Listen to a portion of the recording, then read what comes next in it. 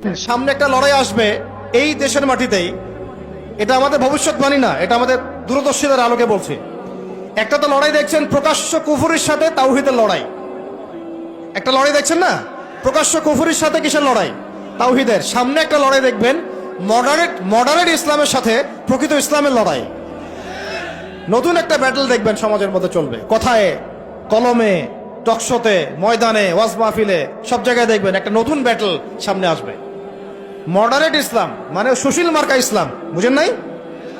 সুশীল মার্কা পশ্চিমা আদলের এক ইসলাম, পশ্চিমাদের সন্তুষ্টি মানে সাধনকারী ইসলাম, এবং যে ইসলামটাকে ওরা প্রমোট করবে, এর সাথে একটা লড়াই দেখা যাবে যারা নবী মুহাম্মদ সাল্লাল্লাহু আলাইহি ওয়াসাল্লাম এবং সাহাবীদের সেই সিরাতের আদলের ইসলাম মানে।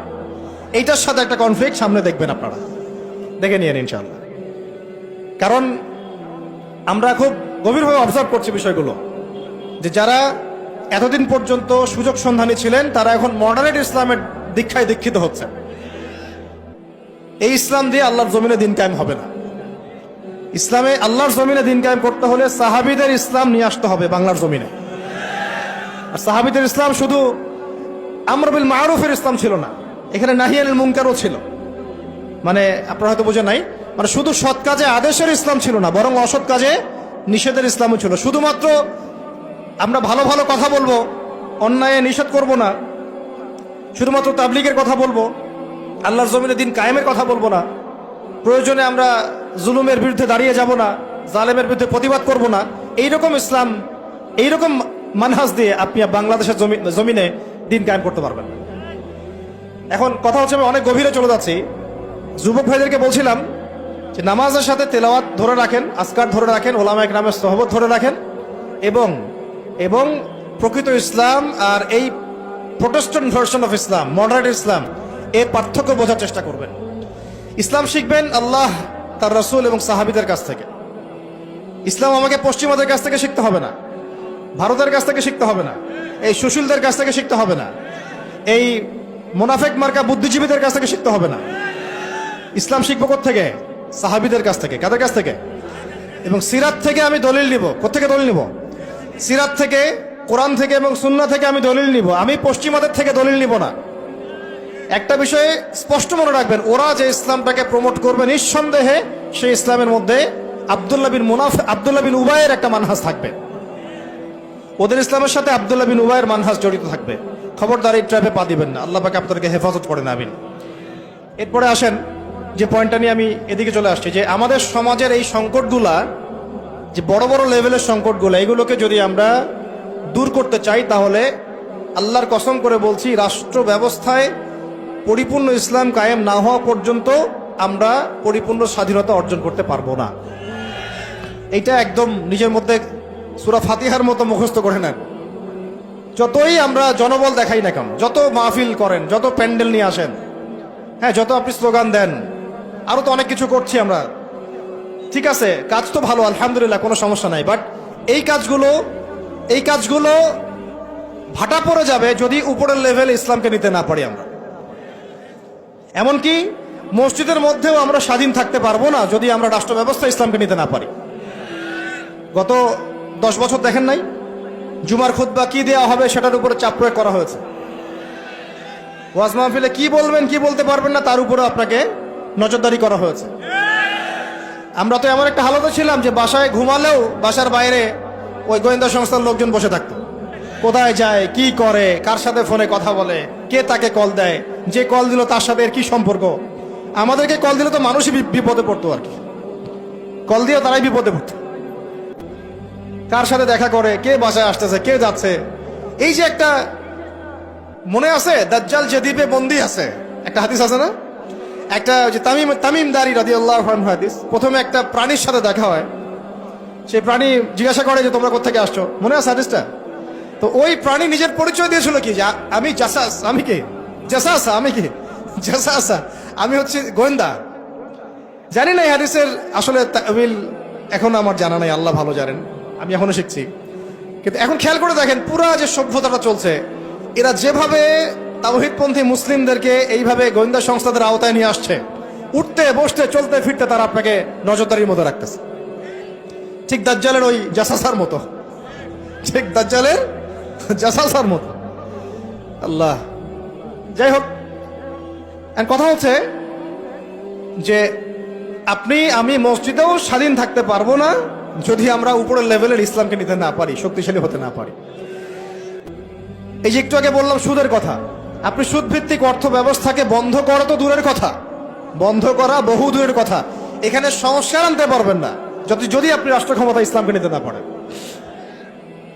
শিক্ষার কথা বলি, দুটো লাইন বলি। শিক্ষার যা দুরবস্থা চলছে, এই দুরবস্থায় উচিত ছিল, দেখেন, প্রাইমারি স্কুলেই আমাদের বাচ্চারা কোরআন তেলাওয়াত শিখে যাবে। আপনি লক্ষ লক্ষ প্রাইমারি স্কুলের বাচ্চাদেরকে একটা জায়গায় বসান, তাদের মধ্যে 90% কোরআন তেলাওয়াত করতে পারে না। হাই স্কুলের বাচ্চারা পারে না, কলেজের বাচ্চারা পারে না, ইউনিভার্সিটির ছেলেরা পারে না, অনার্স মাস্টার্সের ছেলেরাও পারে না।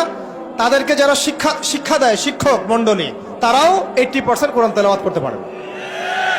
একটা দেশের শিক্ষা কমিশন কোরআন তেলাওয়াত করতে পারে না। একটা দেশের এমপি মন্ত্রী আমলারা কোরআন তেলাওয়াত করতে পারে না। ইল্লা মাশাআল্লাহ, ইল্লা মাশাআল্লাহ, যারা শিখেছে তারা কিন্তু রাষ্ট্রীয় শিক্ষানীতির মধ্যে, সিলেবাসের মধ্যে শিখে নাই। তারা শিখেছে কোন ওস্তাদের কাছে, হয় কোনো মক্তবে, না হলে মাদ্রাসায়। তাহলে একটা ইসলাম প্রধান, একটা মুসলিম প্রধান রাষ্ট্রে শিক্ষা ব্যবস্থার মধ্যে কোরআন বাধ্যতামূলক নাই। তাহলে আমরা শিক্ষার মধ্যে কোরআনের, ইসলামের কি দ্বৈনতা বুঝতে অসুবিধা আছে?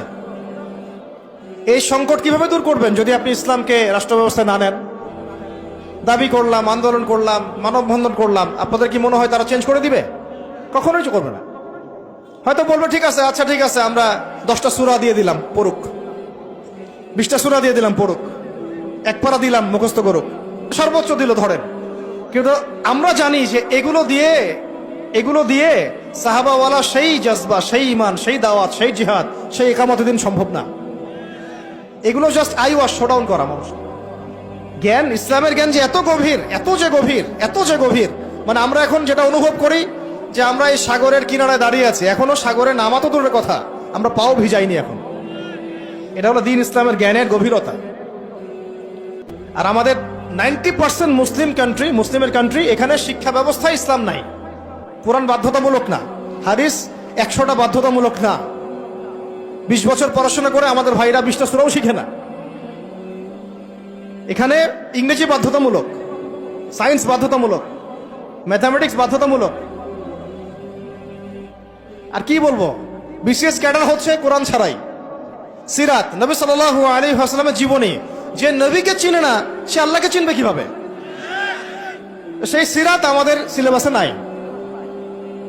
আপনি দাঁড়ান, একজন দাঁড়ায় বলেন তো যে 20 বছর পড়াশোনা করেছেন, আপনার সিলেবাসে সিরাত ছিল?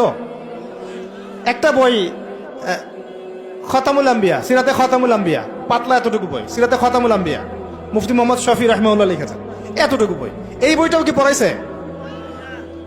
তাহলে একটা দেশের শিক্ষা কমিশন কি করছে আসলে? এদেশের কোটি কোটি ছেলে, কোটি কোটি মেয়ে, কোটি কোটি শিশু কোরআনবিহীন ভাবে শিখছে, হাদিসবিহীন শিক্ষা শিখছে, সিরাতবিহীন শিক্ষা শিখছে, ইসলামের ইতিহাস নাই, আকিদা তো বহু দূরের কথা, ফরজে আইনেরও কোনো পড়াশোনা নাই। কিন্তু এখানে আপনি শরীফও পাবেন, এখানে আপনি শরীফও পাবেন, আরো কত কি পাবেন। এগুলো না হয় নাইবা বললাম, বলতেও খারাপ লাগে। উন্মুক্ত যৌন চর্চা ওখানে পড়ানো হচ্ছে, যৌন শিক্ষার নামে উন্মুক্ত ফ্রি সেক্সের দীক্ষা দেওয়া হয় নাই। এখন কতটুকু সংস্কার হচ্ছে আমি জানি না, নতুন করে আমি বই ঘাটি নাই। আগে 20-30 বছর আগে যাও ইসলামের কিছু ছিল, গদ্য পদ্য উপন্যাস কিছু ছিল, এগুলো আস্তে আস্তে সব উঠায় দেওয়া হচ্ছে। খেয়াল করে দেখেন। তাহলে এটাকে পরিবর্তন আনার জন্য শুধু কি মানববন্ধন যথেষ্ট হবে? ওয়াজ মাহফিলে আমি যে বলছি, আমার বলাটা কি যথেষ্ট হবে? এরা শুনেও শুনবে না, দেখেও দেখবে না। আমি বলে দিচ্ছি আপনাদেরকে, যদি সেকুলাররা উপরে থাকে, এই তথাকথিত সুশীলরা, এই রাম বাম প্রগতিশীলরা, এরা এই কথাগুলো শুনে বিশ্বাসও করতে পারে, হ্যাঁ এটা সত্য কথা বলছে ছেলেটা, কিন্তু ওরা কিছুই করবে না। কারণ কিছু বললেই দুটো শব্দ, কিছু বললে নাকি ওদের আব্বু মাইন্ড করবে। আব্বু চিনেন তো? আব্বু হচ্ছে কে? আমেরিকা। হ্যাঁ, কিছু বললে কে মাইন্ড করবে? আবার কিছু বললে আম্মু নাকি বকা দিবে। আম্মু চিনেন? আম্মুকে না, আম্মু হচ্ছে ভারত। ওদের চিন্তাটা এরকম, কিছু বলবো না, বলা যাবে না, কিছু করা যাবে না, সংস্কার করা যাবে না, কিছু বললে আব্বু মাইন্ড করবে। আব্বু কারা? পশ্চিমারা। আব্বু কারা? পশ্চিমারা। আবার এখন বলছে কিছু বললে আম্মু মাইন্ড করবে, আম্মু বকা দিবে। হ্যাঁ, আপনারা কেন মব সন্ত্রাস করতেছেন, মবক্রেসি করতেছেন? আসলো না কিছু কথা কয়দিন আগে? কিছু বললেই, মানে হুজুররা কিছু বললেই ভারত চেতে যাবে, ভারতের মিডিয়াতে তোলপাড় হবে। হ্যাঁ, বাকি আপনারা যদি আন্দোলন করেন, সংগ্রাম করেন, অভ্যুত্থান ঘটান, তাহলে কোনো সমস্যা নাই। হুজুররা বললে সমস্যা। এটার কারণ একটাই, এই পৃথিবী দুই ভাগে ভাগ হয়ে গেছে। মনে রাখবেন, এই পৃথিবী দুইটা শিবিরে ভাগ হয়ে গেছে, সামনে আরো যাবে। একটা ঈমানের শিবির, একটা কুফুরের শিবির। মাঝখানে কিচ্ছু নাই। মাঝখানে কিছু মুনাফিক থাকবে, এরা কাফেরদের সাথেই থাকবে। আপনারা এই হাদিসটাও পড়বেন, শেষ জামানে যখন দাজ্জাল বের হবে, মদিনার উপকূলে সে পৌঁছাবে, দূর থেকে দেখে বলবে যে ওইটা আহমদের মসজিদ সাল্লাল্লাহু আলাইহি ওয়াসাল্লাম। আহমদ মানে কে? মুহাম্মদ সাল্লাল্লাহু আলাইহি ওয়াসাল্লাম। তো সে ওখানে যেতে পারবে না, ফেরেশতারা দাঁড়িয়ে থাকবে খোলা তরোয়াল নিয়ে, পাহারা দিবে। তো সেখানে সে আঘাত করবে আর কি। এটা ভূমিকম্প হবে। ওই ভূমিকম্প যখন হবে, ওই ভূমিকম্পতে মদিনার মধ্যে থাকা যত মুনাফিক, এগুলো বের হয়ে দাজ্জালের বাহিনীতে যোগ দিবে। মানে পৃথিবীর শিবির আস্তে আস্তে দুই ভাগ হয়ে যাবেই, ঈমানের শিবির এবং কুফুরের শিবির। মাঝখানে কোনো আর দল থাকবে না, কিছু মুনাফিক থাকবে, এরা কাফেরদের সাথেই যুক্ত হবেই শেষমেশ। কথা হচ্ছে ভাই, মূল কথা একটাই, এই যে অর্থনৈতিক সংস্কারের কথা বললাম আর শিক্ষা সংস্কারের কয়েকটা উদাহরণ দিলাম। শিক্ষার এই দৈন্যতা, দুরবস্থা, 20টা বছর 30টা বছর আপনার জীবন থেকে কেড়ে নেওয়া হলো একটা চাকরির শ্বশুর দিয়ে, একটা শিক্ষিত হবেন সার্টিফিকেটের একটা কলা ঝুলাই দিয়ে আপনার জীবন থেকে 20 বছর নিয়ে নেওয়া হয়েছে। এই 20 বছরে আপনি কিচ্ছু শিখতে পারেননি ইসলামে। কিন্তু এই 20 বছর কিন্তু জীবন আর ফিরে আসবে না। 20 বছর দূরের কথা, একটা দিন চলে গেলে কি ফিরে আসবে নাকি? অথচ এই 20 বছরে আপনি মুফতি হয়ে যেতে পারতেন। আমরা আফসোস করতেছি এখন। এবং ওই সময়, যে সময়টা কেড়ে নেওয়া হয়েছে, ওই সময়টা আমাদের জীবনের সবচেয়ে উর্বর সময় ছিল। ওই সময় আমাদের ব্রেন থাকতো ফটোকপি ব্রেন, একটা পৃষ্ঠা দেখলেই মুখস্থ হয়ে যায়। তখন মুখস্থ করাইছে একদম ছোটবেলা থেকেই। আমি তো শিক্ষা নিয়ে কাজ করতেছি লাস্ট 7 বছর 8 বছর হয়ে গেছে। 7-8 বছর থেকে আমি স্কুলিং করতেছি, আরো বিভিন্ন প্রজেক্টে আছি। ওদের সবগুলো বই শুরু থেকে গোড়া থেকে ঘেটেছি, আমরা খাচ্ছি, এখনো খাচ্ছি। একদম ছোটবেলা থেকেই বাচ্চাকে শিখায় Jack and Jill, went up the hill. আপনারা পড়ছেন না এগুলো? জনি জনি ইয়েস পাপা, এই কবিতাগুলো একদম ছোটবেলা থেকে প্লেয়ার ক্লাসে, নার্সারি ক্লাসে। ওই কবিতার মধ্যে ওকে মিথ্যা শেখানো হয়। জনি জনি ইয়েস পাপা কবিতাটা দেখেন, ইটিং সুগার নো পাপা। খাচ্ছ কি? চিনি খাচ্ছ? বলতেছে কি খাচ্ছি না, মুখের মধ্যে কিন্তু চিনি আছে। তাহলে ছোটবেলায় আমার বাচ্চাকে শেখানো হলো কিভাবে মিথ্যা বলতে হয়। প্রত্যেকটা জায়গায় সমস্যা আছে, প্রতিটা জায়গায় তারা সূক্ষ্ম সুকৌশলে বিষ ঢুকাই দিছে। প্রবলেমের মানে সমস্যার গোড়া যে এত গভীর, কোনটা ছেড়ে কোনটা বলবো আমরা হুঁশ পাচ্ছি না। এই জন্য পুরো মূল সমাধানের জায়গাটা বললাম, ওইটা যদি ঠিক হয়ে যায় বাকি সবগুলো ঠিক হয়ে যাবে ইনশাআল্লাহ। আর এখন বিগত প্রায় 50, 60, 70 বছর থেকে বাংলাদেশের দাওয়াতের কাজ অনেক হয়েছে আলহামদুলিল্লাহ, এখনো হচ্ছে, দৈনন্দিন হয়েই যাচ্ছে ইনশাআল্লাহ। একটা জেনারেশন তৈরি হয়ে গেছে আলহামদুলিল্লাহ, যারা আল্লাহর জমিন, আল্লাহ দিন কায়েমের জন্য জান পর্যন্ত দিতে পারবে।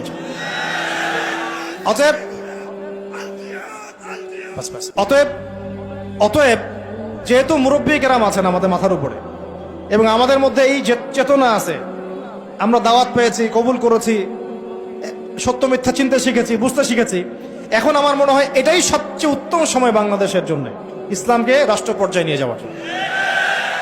এখন যদি আমরা পিছুপা হয়ে যাই, শিথিলতা দেখাই, বা এই অভ্যুত্থানে আমরা যদি পরবর্তী সময়ে ইসলামকে এগিয়ে নিতে ব্যর্থ হয়ে যাই, আমরা আবার 50 বছর পিছায় যাব কিন্তু। অতএব এখন আর চুপ করে বসে থাকার কোনো সুযোগ নাই। এখন প্রশ্ন আসবে যে এইটা কি রাতারাতি আপনার ঘরে চলে আসবে নাকি অর্জন করতে হয়? এটা কিন্তু রাতারাতি ঘরে আসবে না, এটা অর্জন করে ছিনিয়ে নেওয়ার বিষয়। বিষয়টা হচ্ছে সিরাত থেকে আপনি পড়েন, মক্কা থেকে আমরা যে বের হয়ে গেলাম, মদিনায় চলে গেলাম, মদিনা রাষ্ট্র কায়েম হলো, পরে 8 বছরের মধ্যে আমরা মক্কা জয় করেছি। কত বছর? এটা কি রাতারাতি হয়েছে না আমাদেরকে এর জন্য সংগ্রাম করতে হয়েছে, দাওয়াত দিতে হয়েছে, তাবলীগ করতে হয়েছে এবং জিহাদও করতে হয়েছে, সবকিছুকে একসাথে করতে হয়েছে। তারপরে 8 বছরের ব্যবধানে আমরা আবার মক্কা জয় করেছি। ঠিক একইভাবে যদি আমরা আমাদের অঞ্চলের কথা চিন্তা করি, এই অঞ্চলেও রাষ্ট্র ক্ষমতা ইসলাম রাতারাতি কি হবে না, কায়েম হবে না। আমাদেরকে আমাদের জায়গা থেকে কাজ করতে হবে। তো কাজ কি শুধু তারাই করবেন যারা ইসলামিক রাজনীতি করেন তারাই, না আপনাদেরও কোনো কাজ আছে নাকি প্রত্যেকটা মুসলিমের ভূমিকা রাখার সুযোগ আছে? কোনটা? আচ্ছা, আমার আপনার উপর কোনো দায়িত্ব নাই? এই সব দায়িত্ব কি ওলামায়ে কেরামদের? কিছু হলে তো অনলাইনে আপনারা খুব গালাগালি করেন, দেখি আমি মাঝে মাঝে, আলেম ওলামারা কি করে, আলেম ওলামারা কি করে, আলেম ওলামারা কি করছে, আলেম ওলামারা নাই কেন, এই শুনে উনি কেন কথা বলে না, উনি কেন করে না। তো সবকিছু কি ওলামায়ে কেরামের কাঁধে চাপিয়ে দিচ্ছেন আপনারা? তারা কি এই উম্মার নবী? ওয়ারাসাতুল আম্বিয়া, কিন্তু নবী কি? তাদের উপর দিয়ে যা গিয়েছে বিগত 10-15 বছর, এটা কি আপনাদের কল্পনা তো আসবে? কল্পনা করতে পারেন যে একটা ছোট্ট ঘরের মধ্যে একটা মানুষ 3 বছর, 4 বছর, 5 বছর, 7 বছর, 8 বছর এইভাবেই কাটাচ্ছে, দিনের পর দিন, রাতের পর রাত, দিনের পর দিন, রাতের পর রাত। 3টা দিন থাকা যাবে ওখানে? সম্ভব? 3 ঘন্টা থাকা যায়? তার ওলামায়ে কেরামদের উপরে কি গিয়েছে এটা তো আপনাদের বোঝা উচিত। কেন ওলামায়ে কেরামগণ উম্মাকে বাঁচানোর স্বার্থে মাঝে মাঝে প্রজ্ঞার পরিচয় দিয়েছেন, দাওয়াতের মেহনত চালু রেখেছেন। কিছু কিছু বিষয়ে তারা কি করেছিলেন, কৌশল অবলম্বন করে উম্মাকে অন্তত ইসলামের দাওয়াতটা অব্যাহত রেখেছিলেন, এই চিন্তা করে যে অন্তত আমরা টিকে থাকি মাঠের মধ্যে, মাঠটা ধরে রাখি। অন্তত যদি আমরা সব একটা একটা করে নাই হয়ে যাই, তাহলে তো জাতিকে দাওয়াত দেওয়ার, তাবলিগ করার, নসিহত করার কেউ থাকবে না। এটা তো একটা ছিল ডিপ্লোমেসি, প্রজ্ঞা। এখনকার সময় আর ওই সময় তো এক না। কথা হচ্ছে আমাদের প্রত্যেকের উপরে ভাই দায়িত্ব বর্তাবে। এখনো বহু ওলামায়ে কেরামের কাঁধে 5টা, 10টা, 20টা করে মামলা আছে। আর কি শুনবেন, বহু ওলামায়ে কেরামের মানে আত্মীয় স্বজন মামলা মোকদ্দমা শিকার। একটা মামলা লড়ার মতো টাকাও তাদের কাছে নাই। জমি জমা, বাড়ি ভিটা বিক্রি করে দিয়ে তাদেরকে এগুলো লড়তে হচ্ছে, এখনো লড়তে হচ্ছে। দেশে অনেক কিছু হচ্ছে অভ্যুত্থানের পরে, ওলামায়ে কেরামদের কিন্তু প্রতি সুদৃষ্টি এখন পর্যন্ত আসে নাই। আমাদের প্রতি সুদৃষ্টি কিন্তু এখনো তারা দেন নাই। এখনো আপনারা আমাদেরকে মানে বাংলাদেশের কি মনে করেন, বাংলাদেশের উচ্ছিষ্ট অংশ মনে করেন নাকি? বোঝা মনে করেন না? মনে রাখবেন, বাংলাদেশের তাকদীর ইনশাআল্লাহ তাআলা আল্লাহ রাব্বুল আলামিন আলেম ওলামাদের হাতেই রাখবেন ইনশাআল্লাহ। এটা আবেগের কথা নয়। হ্যাঁ, এটা সত্য। এটা সত্য যে আমরা বিগত প্রায় হয়তো 30-40-50 বছরে রাষ্ট্র ব্যবস্থায় ইসলামকে নিয়ে যাওয়ার জন্য যে রাজনৈতিক মুভমেন্টগুলো, এগুলোতে সবাই একসাথে নামতে পারে নাই। এটা হয়তো সত্য কথা। কেন পারি নাই, কি সমস্যা ছিল, এগুলো আর আলোচনা করার দরকার নাই। এখন আলোচনা করার দরকার হচ্ছে এই যে এখন থেকে আমরা যেন এই পদক্ষেপে সবাই সামনের দিকে আগাই ইনশাআল্লাহ। এটা এখন ইবাদত মনে করে করতে হবে। কি মনে করে?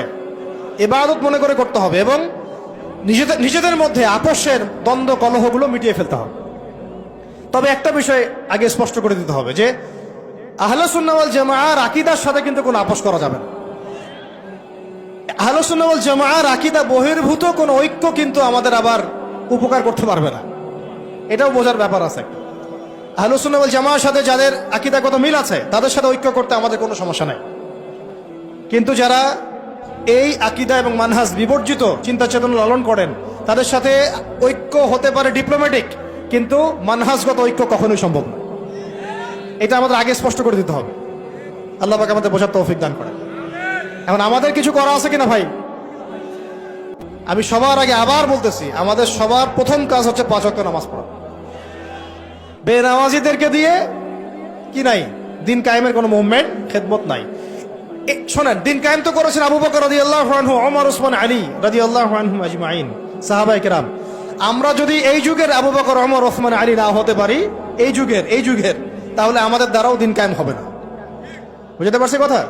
তাই সবার আগে সালাতের সবক আমি বারবার দিচ্ছি। এরপরে বললাম যে কোরআন অবশ্যই পড়তে হবে, জিকির করবেন বেশি বেশি, উলামায়ে কেরামের সোহবতে থাকবেন এবং মাথার উপরে মুরব্বী আলেম রাখবেন। আল্লাহ পাক তৌফিক দান করেন। এরপরে আমি বলছিলাম যে অবশ্যই রিজিক হালাল হয়ে যেতে হবে, পরিবারের আদর্শগুলো ইসলামিক হয়ে যেতে হবে, সন্তানদেরকে আল্লাহর জন্য মানুষ করতে হবে মুজাহিদ হিসাবে। সৎ কাজে আদেশ সবাইকে করতে হবে, অসৎ কাজে নিষেধও সবাইকে করতে হবে। পাশাপাশি নিজেদের জান মাল সময় শ্রম দিয়ে আল্লাহর জমিনে দিন কায়েমের জন্য এই ইসলামিক রাজনৈতিক মুভমেন্টগুলোর সাথে থাকতে হবে। আল্লাহ পাক থাকার তৌফিক দান করেন। আজকে আমরা কয়েকটা বিষয় আল্লাহর কাছে ওয়াদাবদ্ধ হতে পারি কি? পারা যাবে? এক নাম্বার, জীবনে কোনোদিনও নামাজ ছাড়বো না ইনশাআল্লাহ। দুই নাম্বার, দ্বীনি ইলমের শিক্ষা নিজের উপরে ফরজ করে নেব ইনশাআল্লাহ। যেভাবে আমরা দুনিয়া শিখেছি এইভাবে দিন শিখতে হবেই হবে। এটা আমার উপর নফল কোনো কাজ নয়, এটা একটা ফরজিয়াত। এটা কি? আল্লাহ পাক তৌফিক দান করেন। তিন নাম্বার, কোরআন ছাড়া একটা দিনও কাটাবো না। পারবো ইনশাআল্লাহ? কোরআনুল কারীম ছাড়া একটা দিনও কাটাবো না ইনশাআল্লাহ। চার নাম্বার, আল্লাহর জিকিরে জবানকে সিক্ত রাখবো ইনশাআল্লাহ। পাঁচ নাম্বার, মাথার উপরে একজন বরেণ্য আলেম রাখবো, অন্তত একজন। অন্তত কয়জন? কারো মাথার উপরে 100 জন থাকতে পারেন, কোনো সমস্যা নেই। অন্তত একজন মুরব্বী আলেমের পরামর্শে চলবেন, একা একা চলবেন না। একা একা চললে আহলে ফেসবুক ওয়াল জামায়াত হয়ে যাবে, ঠিক আছে? তারপরে আর না থাকবে দিন, না থাকবে দিনের কোনো বুঝ, সারাদিন ওই লাইক শেয়ার আর কমেন্ট, আর না থাকবে কোনো আদব, না আখলাক, কিছুই থাকবে না। এবং আস্তে আস্তে ওই বদদোয়া লাগবে গায়ে, আলেমদের বদদোয়া লাগবে, সরে যাবেন দিন থেকে। ওলামায়ে কেরামের বদদোয়া নিলে দেখবেন দিন থেকে সরে গেছেন আপনি। বহু মিসাল নজির আমাদের সামনে আছে, ওগুলো নিয়ে আমি কথা বলতে যাচ্ছি না। তো একা একা জীবনযাপন করা যাবে না, জামায়াতবদ্ধ থাকার চেষ্টা করতে হবে এবং মুহাক্কিক ওলামায়ে কেরামের সোহবতে থাকতে হবে। যারা আল্লাহর জমিনে দিন কায়েমের ফিকির করছেন সেই সব ওলামায়ে কেরামের সাথে থেকে পরামর্শ নিয়ে বাকি জিন্দেগি কাটান ইনশাআল্লাহ। এর আগে আমি তো বলি যে বিয়ে শাদী তাড়াতাড়ি করে ফেলেন, রিজিকের ব্যবস্থা তাড়াতাড়ি করে ফেলেন এবং বেশি থেকে বেশি সন্তান নেন। এরও আগে কথা আছে, সেটা হলো দিনদারিতাকে প্রাধান্য দেন, দুনিয়াকে প্রাধান্য দিয়েন না, আপনি ক্ষতিগ্রস্ত হয়ে যাবেন। দিনদারিতাকে প্রাধান্য দিলে আপনার পরিবার হবে আপনার জন্য জান্নাতের একটা টুকরা ইনশাআল্লাহ। আর যদি দুনিয়াকে প্রাধান্য দেন, ওই পরিবারই হবে জাহান্নামের টুকরা। আল্লাহ পাক আমাদের সবাইকে দিনদার জীবন সঙ্গিনী দান করেন। আর সন্তান নিতে হবে বেশি বেশি, এবং সন্তান থেকে মানুষ করতে হবে একেবারে মুজাহিদ হিসেবে ছোটবেলা থেকেই। আমি তো বললাম যে শিক্ষা নিয়ে আমরা কাজ করছি, আপনি নিজেও কাজ করে দেখেন। শিক্ষা ব্যবস্থার একদম চরম দৈন্যতা আছে, এটাকে সংস্কার করার জন্য সবাইকে হাত লাগাতে হবে। সর্বোপরি হালাল খেতে হবে এবং আমর বিল মারুফ নাহি আনিল মুনকারের কাজ সবাইকেই করতে হবে ভাই, একজন দুজন করলে হবে না। নিয়মিত তাবলীগে সময় দেন, আল্লাহর রাস্তায় সময় লাগান, পড়াশোনা ঠিকমতো করেন, এই অনলাইনের ফিতনা থেকে বেঁচে থাকেন। আর যত রকম যুব সমাজকে নষ্ট করার ফিতনা আছে, যেমন মাদক, পর্নোগ্রাফি, মেয়েদের সাথে ফ্রি মিক্সিং, তারপরে আপনার এই যে টিকটক, এই যা আছে যেগুলো যুবকদেরকে নষ্ট করে, এগুলোর ধার কাছেও যাবেন না আল্লাহর রাস্তায়। ভাই এই জীবনটা একটা জীবন, শোনেন আমার কথা, শেষ করছি, আমি লম্বা করবো না। এই জীবনটা একটা জীবন ভাই, আপনাদেরকে বলছি, আমাদেরকে সবাইকে আমরা নিজেকে নসিহত করছি আর কি। জীবন একটা, কয়টা? একটা দিন চলে গেলে ফিরে আসবে না, একটা রাত চলে গেলে ফিরে আসবে না। আমরা যদি একবার কবরে চলে যাই ফিরে আসতে পারবো না। যা করার এই জীবনে করতে হবে। হেলায় খেলায় এই পশ্চিমাদের ফাঁদে পড়ে, কাফেরদের ফাঁদে পড়ে, তাগুত মুনাফিকদের ফাঁদে পড়ে, ইবলিসের এই বাহিনীর ফাঁদে পড়ে জীবন নষ্ট করা যাবে না। জীবনে যা করেছি তওবা করে ফিরে আসবো, যা করেছি কি করব? তওবা করে ফিরে আসবো। বাকি জিন্দেগি আল্লাহর জন্য কাটিয়ে দেব ইনশাআল্লাহ। বাকি জিন্দেগির প্রতিটা দিন রাত, ওঠা বসা চলাফেরা শুধুমাত্র একজন ব্যক্তিকে অনুসরণ করবো আমরা ইনশাআল্লাহ। তার নাম কি? মুহাম্মদ রাসূলুল্লাহ সাল্লাল্লাহু আলাইহি ওয়াসাল্লাম এবং তার সাহাবীদেরকে অবশ্যই। এছাড়া আমাদের সামনে আর কিচ্ছু নাই, আর কোনো রাস্তাও খোলা নাই। আমাদেরকে বুঝতে হবে আল্লাহ পাক এই দুনিয়াতে আমাদেরকে তার ইবাদত করার জন্য পাঠিয়েছেন। আল্লাহ পাক দেখতে চান আমলে কেউ আহসান, আল্লাহ পাক দেখতে চান আইয়ুকুম আহসানু আমালা। আল্লাহ পাক সাফল্য বলতে তাই বুঝিয়েছেন, ফামান যুহজিহা আনিন নার ওয়া উদখিলাল জান্নাতা ফাকাদ ফাজ। ওইটাই সাফল্য, দুনিয়ার সাফল্য চিরস্থায়ী নয়। আল্লাহ পাক আমাদের তরুণ ভাইদেরকে কবুল করেন, আমিন। নিজেদের জান মাল সময় শ্রম ব্যয় করে উজাড় করে আল্লাহর জমিনে দিন কায়েমের মেহনতে আমরা আত্মনিয়োগ করবো ইনশাআল্লাহ। আর শুরুতে আমি বলছি না যে আপনি শুরুতেই রাস্তায় নেমে আসেন, নিজের আত্মসংস্কার করেন, নিজের নফসের সংস্কার করেন, পড়াশোনা ঠিক করে ফেলেন, আমল ঠিক করে ফেলেন, ওলামা কেরামের সোহবতে চলে আসেন এবং তাদের সাথে মশওয়ারা করে পরবর্তী পদক্ষেপ নেওয়ার চেষ্টা করেন। এক কথা, জমিন আল্লাহর, দিন হবে, দিন আল্লাহর, জমিন হবে কার? এই দিন আল্লাহর, জমিন আল্লাহর, বিধান চলবে কার? বাস আল্লাহর জমিনে আল্লাহর বিধান প্রতিষ্ঠার জন্য আমাদের সবাইকে আত্মনিয়োগ করার তৌফিক আল্লাহ পাক দান করেন, আমিন।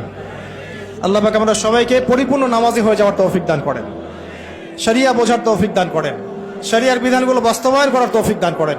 আল্লাহ পাক ইসলামকে রাজনৈতিক ক্ষমতায় নিয়ে যাওয়ার তৌফিক দান করেন। আল্লাহ পাক আল্লাহর জমিনে আল্লাহর বিধানগুলো কায়েম করে ফেলার তৌফিক দান করেন। আসন্ন রমজানে আল্লাহ পাক আমাদের সবাইকে সুস্থ রাখেন, সবাইকে নিরাপদে রাখেন এবং সমস্ত রোজাগুলো হক আদায় করে করার তৌফিক দান করেন। আল্লাহ পাক আমাদের সবাইকে কোরআনওয়ালা বানায় দেন, সুন্নাহওয়ালা বানায় দেন। সাহাবায়ে কেরামের মানহাজে দিন কায়েমের তৌফিক দান করেন। সিরাত মুখস্থ করে ফেলার তৌফিক দান করেন। ইসলামী শিক্ষায় শিক্ষিত হওয়ার তৌফিক দান করেন।